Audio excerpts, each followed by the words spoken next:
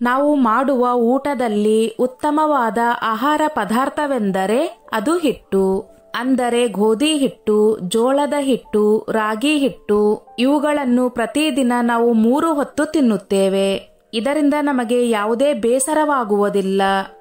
ಆದರೆ ಇನ್ನೊಂದು ಮುಖ್ಯವಾದ ವಿಷಯ ಏನೆಂದರೆ ನಾವೆಲ್ಲರೂ ಈ ಹಿಟ್ಟುಗಳನ್ನು ನಮ್ಮ ಊಟದಲ್ಲಿ ತೆಗೆದುಕೊಳ್ಳಲು ತಾತ್ಸರ್ಯ ಮಾಡುತ್ತೇವೆ. ನಾವು ಸೇವಿಸುವ ಆಹಾರದ ಬಗ್ಗೆ ಸಾಕಷ್ಟು ಬಾರಿ ಮಾತನಾಡುತ್ತೇವೆ ಮತ್ತು ತರಕಾರಿ ಸೊಪ್ಪುಗಳ ಬಗ್ಗೆ ಮಾತನಾಡುತ್ತೇವೆ. ಆದರೆ ಹಿಟ್ಟಿನ ಬಗ್ಗೆ ನಾವು ಯಾರೂ ಕೂಡ ಮಾತನಾಡುವುದಿಲ್ಲ. ಆದರೆ ಸ್ನೇಹಿತರೆ, ಇಂದಿನ ಈ ವಿಡಿಯೋದಲ್ಲಿ ನಾವು ಹಿಟ್ಟಿನ ಬಗ್ಗೆ ತಿಳಿದುಕೊಳ್ಳೋಣ. ಅಷ್ಟೇ ಅಲ್ಲದೆ ಹಿಟ್ಟಿನ ಜೊತೆ ಯಾವ ಒಂದು ವಸ್ತುವನ್ನು ಸೇರಿಸಿದರೆ ನೀವು ಪ್ರತಿದಿನ ಸೇವಿಸುವ ಹಿಟ್ಟು ಅಮೃತವಾಗಿ ಬದಲಾಗುತ್ತದೆ.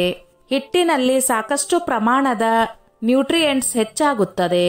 ಇದು ನಿಮ್ಮ ತಲೆಯಿಂದ ಪಾದದವರೆಗೂ ಇರುವ ರೋಗಗಳನ್ನು ವಾಸಿ ಮಾಡುತ್ತದೆ. ಇದನ್ನು ಪ್ರತಿದಿನ ಸೇವಿಸುವುದರಿಂದ ತುಂಬಾ ದಿನಗಳವರೆಗೆ ನೀವು ಯುವಕರಂತೆ ಕಾಣಿಸಿಕೊಳ್ಳುತ್ತೀರಿ. ವೃದ್ಧಾಪ್ಯ ನಿಮ್ಮನ್ನು ಕಾಡುವುದಿಲ್ಲ. ಅಷ್ಟೇ ಅಲ್ಲದೆ ವೃದ್ಧಾಪ್ಯದಲ್ಲಿ ನಿಮ್ಮನ್ನು ಕಾಡುವ ರೋಗಗಳಿಂದ ಕೂಡ ಇದು ನಿಮ್ಮನ್ನು ರಕ್ಷಿಸುತ್ತದೆ. ಸ್ನೇಹಿತರೆ, ಅದಕ್ಕೂ ಮೊದಲು ನನ್ನದೊಂದು ಕಳಕಳಿಯ ವಿನಂತಿ. ಎಷ್ಟೋ ಜನ ವಿಡಿಯೋ ನೋಡುತ್ತೀರಿ, ಆದರೆ ಲೈಕ್ ಮಾಡುವುದನ್ನು ಮರೆತು ಬಿಡುತ್ತೀರಿ. ದಯವಿಟ್ಟು ಲೈಕ್ ಮಾಡಿ, ನಿಮ್ಮ ಅನಿಸಿಕೆ ಅಭಿಪ್ರಾಯಗಳನ್ನು ಕಮೆಂಟ್ ಮಾಡುವ ಮೂಲಕ ತಿಳಿಸಿ. ಸ್ನೇಹಿತರೆ, ನೀವು ಪ್ರತಿದಿನ ನಿಮ್ಮ ಊಟದಲ್ಲಿ ಯಾವುದಾದರೂ ಕಾಳುಗಳ ಹಿಟ್ಟನ್ನು ಬಳಸುತ್ತಿದ್ದರೆ ನಿಮಗೆ ಯಾವುದೇ ರೀತಿಯ ಲಿವರ್ ಸಮಸ್ಯೆ ಬರುವುದಿಲ್ಲ. ನಿಮ್ಮ ಕಿಡ್ನಿಗಳು ಸರಿಯಾಗಿ ಕೆಲಸವನ್ನು ಮಾಡುತ್ತವೆ. ನಿಮಗೆ ಎಂದಿಗೂ ಯೂರಿನ್ ಇನ್ಫೆಕ್ಷನ್ ಕಾಡುವುದಿಲ್ಲ. ನಿಮಗೆ ಅರ್ಥರೈಟಿಸ್ ಕಾಡುವುದಿಲ್ಲ. ಹಾಗೂ ನಿಮಗೆ ಬೊಜ್ಜಿನ ಸಮಸ್ಯೆ ಕಾಡುವುದಿಲ್ಲ. ಈಗಾಗಲೇ ಬೊಜ್ಜಿನ ಸಮಸ್ಯೆಯನ್ನು ನೀವು ಅನುಭವಿಸುತ್ತಿದ್ದರೆ ಅದು ಕೂಡ ಕ್ರಮೇಣವಾಗಿ ಕರಗುತ್ತಾ ಹೋಗುತ್ತದೆ. ನಿಮಗೆ ಶುಗರ್ ಸಮಸ್ಯೆ ಬರುವುದಿಲ್ಲ. ಬಿಪಿ ಕೂಡ ಕಂಟ್ರೋಲ್ಗೆ ಬರುತ್ತದೆ. ಹೃದಯ ಸಂಬಂಧಿ ಕಾಯಿಲೆಗಳು ಕೂಡ ಬರುವುದಿಲ್ಲ ಮತ್ತು ನಿಮ್ಮಲ್ಲಿ ಕೊಲೆಸ್ಟ್ರಾಲ್ ಹೆಚ್ಚಾಗುವುದಿಲ್ಲ. ಸ್ನೇಹಿತರೆ, ನಮ್ಮಲ್ಲಿ 90% ಜನರು ಕೇವಲ ಗೋಧಿ ಹಿಟ್ಟನ್ನು ಉಪಯೋಗಿಸುತ್ತಾರೆ. ಒಂದು ರೀತಿಯ ಕಾಳಿನ ಹಿಟ್ಟನ್ನು ಉಪಯೋಗಿಸುವುದರಿಂದ ನಾವು ಇತರೆ ಕಾಳುಗಳ ಉಪಯೋಗಗಳನ್ನು ಪಡೆಯಲು ಸಾಧ್ಯವಾಗುವುದಿಲ್ಲ. ಬೇರೆ ಬೇರೆ ರೀತಿಯ ಕಾಳುಗಳಲ್ಲಿ ಬೇರೆ ಬೇರೆ ರೀತಿಯ ಪೋಷಕಾಂಶಗಳು, ಪ್ರೋಟೀನ್, ವಿಟಮಿನ್ಸ್ಗಳು ಸಾಕಷ್ಟು ಪ್ರಮಾಣದಲ್ಲಿ ಇರುತ್ತವೆ. ಅವು ನಮ್ಮ ದೇಹವನ್ನು ಸೇರುವುದಿಲ್ಲ. ನೀವು ಕೇವಲ ಗೋಧಿ ಹಿಟ್ಟನ್ನು ಮಾತ್ರ ಉಪಯೋಗಿಸುತ್ತಿದ್ದರೆ ಅದರಿಂದ ಕೆಲವೊಂದಿಷ್ಟು ಸೈಡ್ ಎಫೆಕ್ಟ್ ಕೂಡ ಆಗುತ್ತದೆ. ಭಾರತ ದೇಶದಲ್ಲಿ ಬೆಳೆಯುವ 90% ಗೋಧಿ ಅದು ಹೈಬ್ರಿಡ್ ಬೀಜಗಳಾಗಿರುತ್ತವೆ. ಹೈಬ್ರಿಡ್ ಎಂದರೆ ಗೋಧಿಯನ್ನು ಬೇರೆ ಕಾಳುಗಳ ಜೊತೆ ಕ್ರಾಸ್ ಮಾಡಿದಾಗ ಈ ಸಮಯದಲ್ಲಿ ಇದರ ಜೀನ್ಸ್ಗಳನ್ನು ಬದಲಾವಣೆ ಮಾಡಲು ಸಾಕಷ್ಟು ಪ್ರಮಾಣದ ಕೆಮಿಕಲ್ಸ್ಗಳನ್ನು ಉಪಯೋಗಿಸಲಾಗುತ್ತದೆ. ಇದರಿಂದಾಗಿ ಬೀಜಗಳ ಗಾತ್ರ, ಬೀಜಗಳ ಪ್ರಮಾಣ ಸಾಕಷ್ಟು ರೀತಿಯಲ್ಲಿ ಹೆಚ್ಚಾಗುತ್ತದೆ. ಇದನ್ನು ಕಂಪನಿಗಳು ತಮ್ಮ ಲಾಭಕ್ಕಾಗಿ ಮಾಡುತ್ತಾರೆ. ಈ ರೀತಿ ಪ್ರೊಸೆಸ್ ಆಗಿರುವ ಬೀಜಗಳನ್ನು ನಾವು ಬಳಸುವುದರಿಂದ ನಮ್ಮ ದೇಹಕ್ಕೂ ಕೂಡ ಹಾನಿ ಉಂಟಾಗುತ್ತದೆ. ಈ ರೀತಿಯಾದ ಏಕದಳವಾದ ಗೋಧಿಯನ್ನು ಬಳಸುವುದರಿಂದ ನಮ್ಮ ದೇಹಕ್ಕೆ ಸಾಕಷ್ಟು ಪ್ರಮಾಣದ ಹಾನಿ ಉಂಟಾಗುತ್ತದೆ. ಈ ರೀತಿ ಪ್ರೊಸೆಸ್ ಆಗಿರುವ ಗೋಧಿಯನ್ನು ನಾವು ಬಳಸುವುದರಿಂದ ನಮಗೆ ಬೊಜ್ಜಿನ ಸಮಸ್ಯೆ ಕಾಡುತ್ತದೆ. ನಿಮಗೆ ಈಗಾಗಲೇ ಶುಗರ್ ಇದ್ದರೆ ಅದರ ಪ್ರಮಾಣ ಕೂಡ ಹೆಚ್ಚಾಗುತ್ತದೆ. ನಿಮಗೆ ಗ್ಲೂಟನ್ ಅಲರ್ಜಿ ಇದ್ದರೆ ಅದು ಈ ಹಿಟ್ಟನ್ನು ಸೇವಿಸಿದ ನಂತರ ಹೆಚ್ಚಾಗುವ ಸಾಧ್ಯತೆ ಇದೆ. ನಿಮಗೆ ಥೈರಾಯ್ಡ್ನ ಸಮಸ್ಯೆ ಇದ್ದರೂ ಕೂಡ ನೀವು ಈ ಗೋಧಿಯನ್ನು ಸೇವಿಸಿದ ನಂತರ ಅದರ ಪ್ರಮಾಣ ಕೂಡ ಹೆಚ್ಚಾಗುತ್ತದೆ. ಇದೇ ರೀತಿ ಸಾಕಷ್ಟು ರೋಗಗಳು ಈ ಗೋಧಿಯನ್ನು ಉಪಯೋಗಿಸುವುದರಿಂದ ಹೆಚ್ಚಾಗುತ್ತವೆ. ಇಷ್ಟೆಲ್ಲ ಕೇಳಿದ ನಂತರ ನಿಮ್ಮ ಮನಸ್ಸಿನಲ್ಲಿ ಒಂದು ಪ್ರಶ್ನೆ ಕಾಡಬಹುದು. ನಾವು ಚಿಕ್ಕವರಿದ್ದಾಗಿನಿಂದಲೂ ಗೋಧಿಯನ್ನು ಬಳಸುತ್ತಲೇ ಬಂದಿದ್ದೇವೆ, ಆದರೆ ನಮಗೆ ಯಾವುದೇ ರೀತಿಯ ರೋಗಗಳು ಬಂದಿಲ್ಲ. ಮತ್ತು ಅಷ್ಟೇ ಅಲ್ಲದೆ ನಮ್ಮ ಅಜ್ಜ ಅಜ್ಜಿ ಕೂಡ ಅದೇ ಹಿಟ್ಟನ್ನು ಬಳಸುತ್ತಾ ಬಂದಿದ್ದಾರೆ. ಅವರಿಗೂ ಕೂಡ ಯಾವುದೇ ಕಾಯಿಲೆಗಳು ಬಂದಿಲ್ಲ. ಅವರು ವೃದ್ಧಾಪ್ಯದಲ್ಲಿಯೂ ಕೂಡ ಆರೋಗ್ಯವಾಗಿದ್ದಾರೆ. ನೀವು ಹೇಗೆ ಹೇಳುತ್ತೀರಾ ಎಂದು. ಗೋಧಿ ಹಿಟ್ಟನ್ನು ಸೇವಿಸುವುದರಿಂದ ಕಾಯಿಲೆಗಳು ಬರುತ್ತವೆ ಎಂದು ನೀವು ಕೇಳಬಹುದು. ಆದರೆ ಸ್ನೇಹಿತರೆ, ನಾವು ಹೇಳುತ್ತಿರುವುದು ನಿಜ. ಇದು ಸಂಶೋಧನೆಯಿಂದಲೂ ಕೂಡ ಇದು ಸಾಬೀತಾಗಿದೆ. ಒಂದೇ ಸಾರಿ ನಿಮಗೆ ಸಮಸ್ಯೆ ಕಾಣಿಸಿಕೊಳ್ಳದಿದ್ದರೂ ಕೂಡ ನಿಧಾನವಾಗಿ ನಾವು ಅದರಿಂದ ಸಮಸ್ಯೆಗಳನ್ನು ಎದುರಿಸಬೇಕಾಗುತ್ತದೆ. ಈ ಕಾಯಿಲೆಗಳು ಬಂದ ನಂತರ ನಾವು ಹಿಟ್ಟಿನ ಬಗ್ಗೆ ಯೋಚನೆ ಮಾಡುವುದಿಲ್ಲ. ಡಾಕ್ಟರ್ ಅಥವಾ ಯಾರಾದರೂ ಹೇಳಿದಾಗ ನಿಮ್ಮ ಅರಿವಿಗೆ ಬರುತ್ತದೆ. ಅಲ್ಲಿಯವರೆಗೂ ನಮಗೆ ಇದರ ಬಗ್ಗೆ ಗೊತ್ತಾಗುವುದೇ ಇಲ್ಲ. ಈಗ ನಾವು ಅಜ್ಜ ಅಜ್ಜಿಯ ಬಗ್ಗೆ ಮಾತನಾಡೋಣ. ಅವರು ನಮ್ಮ ರೀತಿ ಹೈಬ್ರಿಡ್ ಅಥವಾ ರಾಸಾಯನಿಕಗಳನ್ನು ಹಾಕಿ ಬೆಳೆದ ಗೋಧಿಗಳನ್ನು ಅವರು ಉಪಯೋಗಿಸಿಲ್ಲ. ನಮ್ಮ ದೇಶದಲ್ಲಿ ಹೈಬ್ರಿಡ್ನ ಕ್ರಾಂತಿ ಯಾವಾಗ ಶುರುವಾಯಿತು ಎಂದರೆ ಹಸಿರು ಕ್ರಾಂತಿ ಶುರುವಾದ ನಂತರ ನಮ್ಮ ದೇಶದಲ್ಲಿ ಹೈಬ್ರಿಡ್ನ ಕ್ರಾಂತಿ ಶುರುವಾಯಿತು. ಅದಕ್ಕಿಂತ ಮೊದಲು ನಮ್ಮ ದೇಶದಲ್ಲಿ ಹೈಬ್ರಿಡ್ ಇರಲಿಲ್ಲ. ನಮ್ಮ ದೇಶದಲ್ಲಿ ಜವಾರಿ ಕಾಳುಗಳು ಹಾಗೂ ಸಗಣಿ ಗೊಬ್ಬರಗಳನ್ನು ಹಾಕಿ ಮೊದಲು ವ್ಯವಸಾಯ ಮಾಡಲಾಗುತ್ತಿತ್ತು. ಸಾವಯವ ಕೃಷಿ ನಮ್ಮ ದೇಶದಲ್ಲಿ ಪ್ರಚಲಿತವಾಗಿತ್ತು. ಆದ್ದರಿಂದಲೇ ನಮ್ಮ ಅಜ್ಜ ಅಜ್ಜಿ ಗೋಧಿ ಹಿಟ್ಟನ್ನು ಬಳಸಿಯೂ ಕೂಡ ಅಷ್ಟೊಂದು ಆರೋಗ್ಯವಾಗಿದ್ದರು. ನಮ್ಮ ಹಿರಿಯರ ಬಗ್ಗೆ ನಾವು ಹೇಳಬೇಕಾದರೆ ಅವರು ಒಂದು ರೀತಿಯ ಹಿಟ್ಟನ್ನು ಬಳಸುತ್ತಿರಲಿಲ್ಲ. ಕಾಲಕ್ಕೆ ತಕ್ಕಂತೆ ಯಾವ ರೀತಿ ಬೆಳೆ ಬರುತ್ತದೆ, ಜೋಳದ ಹಿಟ್ಟು, ರಾಗಿ ಹಿಟ್ಟು, ಗೋಧಿ ಹಿಟ್ಟು, ಸಜ್ಜೆ ಹಿಟ್ಟು, ಈ ರೀತಿ ವಿಧ ವಿಧವಾದ ಹಿಟ್ಟನ್ನು ಬಳಸುತ್ತಿದ್ದರು. ಆದ್ದರಿಂದಲೇ ಅವರು ಸಾಕಷ್ಟು ಆರೋಗ್ಯವಾಗಿರಲು ಕಾರಣವಾಗುತ್ತಿತ್ತು. ಈಗಿನ ಕಾಲದಲ್ಲಿ ನಾವು ಹೈಬ್ರಿಡ್ ಗೋಧಿಯನ್ನು ಬಳಸಲೇಬೇಕು, ಏಕೆಂದರೆ ಬೇರೆ ನಮಗೆ ಆಪ್ಷನ್ ಇರುವುದಿಲ್ಲ. ಆದರೆ ಈಗ ನಾವು ಅದೇ ಗೋಧಿ ಹಿಟ್ಟನ್ನು ನಮ್ಮ ಆರೋಗ್ಯದ ಸಲುವಾಗಿಯೇ ಉತ್ತಮವಾದ ಹಿಟ್ಟನ್ನಾಗಿ ಪರಿವರ್ತಿಸಬೇಕಾಗಿರುವುದು ನಮ್ಮ ಕರ್ತವ್ಯ.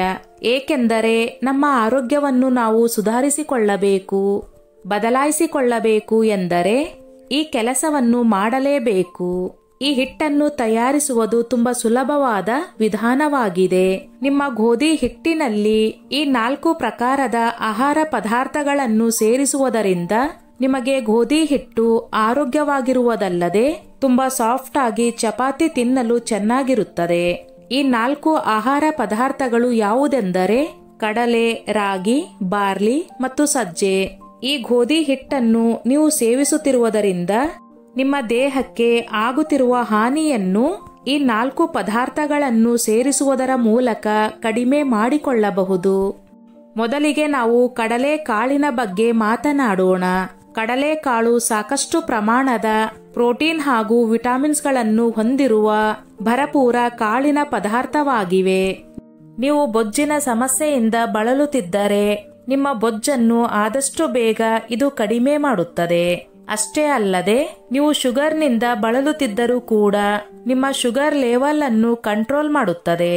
ಕಡಲೆ ಕಾಳಿನಲ್ಲಿ ಫೈಬರ್ ಹೆಚ್ಚಾಗಿರುವುದರಿಂದ ನಿಮಗೆ ಜೀರ್ಣಶಕ್ತಿಯ ಕೊರತೆ ಉಂಟಾಗುವುದಿಲ್ಲ. ಕಡಲೆ ಕಾಳಿನಲ್ಲಿ ಸಾಕಷ್ಟು ಪ್ರಮಾಣದ ಕ್ಯಾಲ್ಸಿಯಂ ಇರುತ್ತದೆ. ಅಷ್ಟೇ ಅಲ್ಲದೆ ಇದರಿಂದ ದೇಹದಲ್ಲಿ ರಕ್ತ ಕೂಡ ಹೆಚ್ಚಾಗುತ್ತದೆ. ಕೊಲೆಸ್ಟ್ರಾಲ್ ಕಡಿಮೆ ಮಾಡುತ್ತದೆ. ಇದರಿಂದ ಹೃದಯದ ಕಾಯಿಲೆಗಳು ಕೂಡ ಕಡಿಮೆಯಾಗುತ್ತದೆ. ಎರಡನೆಯದಾಗಿ ರಾಗಿ. ರಾಗಿಯಲ್ಲಿ ಕೂಡ ಸಾಕಷ್ಟು ಪ್ರಮಾಣದ ಪ್ರೋಟೀನ್, ವಿಟಮಿನ್ಸ್, ಮಿನರಲ್ಸ್ಗಳು ಇರುತ್ತವೆ. ರಾಗಿಯಲ್ಲಿ ಕ್ಯಾಲೋರೀಸ್ಗಳು ಕಡಿಮೆ ಇರುವುದರಿಂದ ಇದು ನಿಮ್ಮ ಬೊಜ್ಜಿನ ಸಮಸ್ಯೆಯನ್ನು ಕಡಿಮೆ ಮಾಡುತ್ತದೆ. ನಿಮ್ಮ ಶುಗರ್ ಅನ್ನು ಕಂಟ್ರೋಲ್ನಲ್ಲಿ ಇಟ್ಟುಕೊಳ್ಳಲು ರಾಗಿ ತುಂಬಾ ಸಹಾಯ ಮಾಡುತ್ತದೆ. ರಾಗಿಯಲ್ಲಿ ಸಾಕಷ್ಟು ಪ್ರಮಾಣದ ಕ್ಯಾಲ್ಸಿಯಂ ಇರುವುದರಿಂದ ಇದು ನಿಮ್ಮ ಮೂಳೆಗಳನ್ನು ಬಲಿಷ್ಠವಾಗಿರಿಸಿ ವೃದ್ಧಾಪ್ಯದವರೆಗೂ ಯಾವುದೇ ಮೂಳೆಯ ಸಮಸ್ಯೆಗಳು ಬರದಂತೆ ನೋಡಿಕೊಳ್ಳುತ್ತದೆ.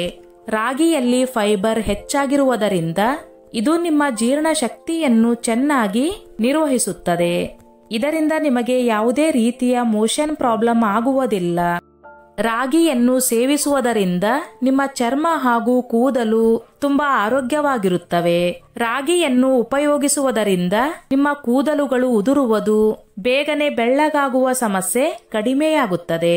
ವಯಸ್ಸಿನ ಅನುಗುಣವಾಗಿ ನಿಮ್ಮ ಚರ್ಮದ ಬದಲಾವಣೆಗಳು ಸುಕ್ಕುಗಟ್ಟುವುದನ್ನು ಕಡಿಮೆ ಮಾಡಿ ನಿಮ್ಮ ಚರ್ಮವನ್ನು ತುಂಬಾ ಫ್ಲೆಕ್ಸಿಬಿಲಿಟಿಯಾಗಿ ವೃದ್ಧಾಪ್ಯದವರೆಗೂ ಯುವಕರಂತೆ ಕಾಣುವಂತೆ ಮಾಡುತ್ತದೆ.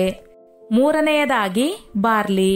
ಬಾರ್ಲಿಯ ಬಗ್ಗೆ ನಾವು ತಿಳಿದುಕೊಳ್ಳಬೇಕಾಗಿರುವುದು ಏನೆಂದರೆ, ನಾವು ಈ ಬಾರ್ಲಿಯನ್ನು ಉಪಯೋಗಿಸುವುದರಿಂದ ನಿಮ್ಮ ಕಿಡ್ನಿಯ ಸಮಸ್ಯೆಗಳನ್ನು ಇದು ಬೇಗನೆ ಶಮನಗೊಳಿಸುತ್ತದೆ. ನಿಮಗೆ ಯೂರಿನರಿ ಇನ್ಫೆಕ್ಷನ್ ಆಗುತ್ತಿದ್ದರೆ ಹಾಗೂ ಪದೇ ಪದೇ ಕಿಡ್ನಿಯಲ್ಲಿ ಕಲ್ಲುಗಳು ಆಗುತ್ತಿದ್ದರೆ ಈ ಸಮಸ್ಯೆಗಳಿಗೆ ನೀವು ಬಾರ್ಲಿಯನ್ನು ಉಪಯೋಗಿಸುವುದರಿಂದ ಬೇಗನೆ ಪರಿಹಾರ ಸಿಗುತ್ತದೆ. 4ನೇಯದಾಗಿ ಸಜ್ಜೆಯಲ್ಲಿ ಸಾಕಷ್ಟು ಪ್ರಮಾಣದ ಐರನ್ ಸಾಕಷ್ಟು ಪ್ರಮಾಣದಲ್ಲಿ ಇರುತ್ತದೆ. ನಾವು ಮಹಿಳೆಯರಲ್ಲಿ ನೋಡುತ್ತಲೇ ಇರುತ್ತೇವೆ, ಅವರಿಗೆ ರಕ್ತ ಕಡಿಮೆ ಇರುತ್ತದೆ, ಕೂದಲು ಉದುರುತ್ತಿರುತ್ತದೆ. ಇಂಥವರಿಗೆ ಸಜ್ಜೆ ತುಂಬಾ ಒಳ್ಳೆಯ ಆಹಾರ. ಈ ಸಮಸ್ಯೆಗಳಿಂದ ಬಳಲುತ್ತಿರುವವರು ಸಜ್ಜೆಯನ್ನು ಬಳಸಬಹುದು. ಸಜ್ಜೆ ನಮ್ಮ ದೇಹದಲ್ಲಿರುವ ಟಾಕ್ಸಿನ್ಸ್ ಅಂದರೆ ವಿಷ ಪದಾರ್ಥಗಳನ್ನು ಹೊರಹಾಕಲು ತುಂಬಾ ಸಹಾಯ ಮಾಡುತ್ತದೆ ಮತ್ತು ನಮ್ಮ ದೇಹವನ್ನು ಡಿಟಾಕ್ಸಿಫೈ ಮಾಡಲು ಸಹಾಯ ಮಾಡುತ್ತದೆ. ಇದು ನಮ್ಮ ದೇಹಕ್ಕೆ ಒಂದು ಉತ್ತಮವಾದ ಆಹಾರ ಪದಾರ್ಥವಾಗಿದೆ. ಆದ್ದರಿಂದ ನಾವು ಪ್ರತಿದಿನ ನಮ್ಮ ಆಹಾರದಲ್ಲಿ ಈ ಪದಾರ್ಥವನ್ನು ಸೇರಿಸಿಕೊಳ್ಳಲೇಬೇಕು. ಈಗ ನಾವು ಈ ಹಿಟ್ಟನ್ನು ಹೇಗೆ ತಯಾರಿಸಿಕೊಳ್ಳಬೇಕು ಎನ್ನುವುದನ್ನು ತಿಳಿದುಕೊಳ್ಳೋಣ. ನಾವು ಒಂದು ಪ್ರಮಾಣವನ್ನು ಇಟ್ಟುಕೊಳ್ಳೋಣ. ಇದರಿಂದ ನಮ್ಮ ದೇಹಕ್ಕೆ ಸರಿಯಾದ ಪ್ರಮಾಣದಲ್ಲಿ ಪ್ರೋಟೀನ್, ವಿಟಮಿನ್, ಮಿನರಲ್ಸ್, ಫೈಬರ್ ಸಿಗುತ್ತವೆ.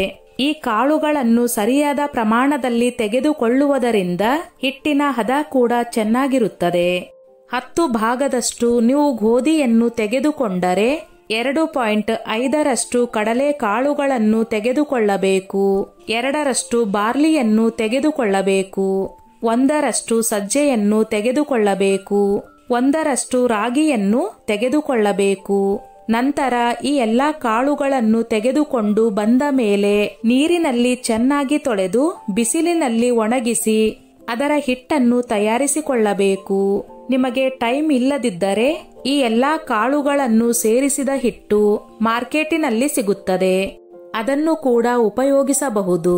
ಆದರೆ ಇದರಲ್ಲಿ ಎಷ್ಟು ಪ್ರಮಾಣದಲ್ಲಿ ಯಾವ ಕಾಳುಗಳನ್ನು ಸೇರಿಸಿದ್ದಾರೆ ಇಲ್ಲವೇ ಎನ್ನುವುದನ್ನು ನಮಗೆ ಗೊತ್ತಾಗುವುದಿಲ್ಲ. ಆದ್ದರಿಂದ ನಮ್ಮ ಆರೋಗ್ಯಕ್ಕಾಗಿ, ನಮ್ಮ ಜೀವನಕ್ಕಾಗಿ ನಾವು ಸ್ವಲ್ಪ ಟೈಮ್ ಅನ್ನು ತೆಗೆದುಕೊಂಡು ಈ ಎಲ್ಲಾ ಕಾಳುಗಳನ್ನು ತಂದು ನಾವೇ ಹಿಟ್ಟನ್ನು ತಯಾರಿಸಿಕೊಳ್ಳುವುದು ಉತ್ತಮ ಎಂದು ನಾವು ಹೇಳುತ್ತೇವೆ. ಈ ಕಾಳುಗಳನ್ನು ಸಾಕಷ್ಟು ಪ್ರಮಾಣದಲ್ಲಿ ಸೇರಿಸಿ ಬಹಳಷ್ಟು ಹಿಟ್ಟನ್ನು ತಯಾರಿಸಿಕೊಳ್ಳಬಾರದು. 1 ತಿಂಗಳಿಗಾಗುವಷ್ಟು ಹಿಟ್ಟನ್ನು ತಯಾರಿಸಿ 1 ತಿಂಗಳಾದ ಮೇಲೆ ಮತ್ತೆ ಬೇರೆ ಕಾಳುಗಳನ್ನು ತೆಗೆದುಕೊಂಡು ಬಂದು ಮತ್ತೆ ಹೊಸದಾಗಿ ಹಿಟ್ಟನ್ನು ತಯಾರಿಸಿಕೊಳ್ಳಿ. ಇದು ನಮ್ಮ ಆರೋಗ್ಯಕ್ಕೂ ಉತ್ತಮ ಎಂದು ಹೇಳಬಹುದು. ಸ್ನೇಹಿತರೆ, ಈ ನನ್ನ ಮಾಹಿತಿ ನಿಮಗೆ ಇಷ್ಟವಾಗಿದ್ದಲ್ಲಿ ದಯವಿಟ್ಟು ಶೇರ್ ಮಾಡಿ, ಲೈಕ್ ಮಾಡಿ ಮತ್ತು ಸಬ್ಸ್ಕ್ರೈಬ್ ಮಾಡಿ.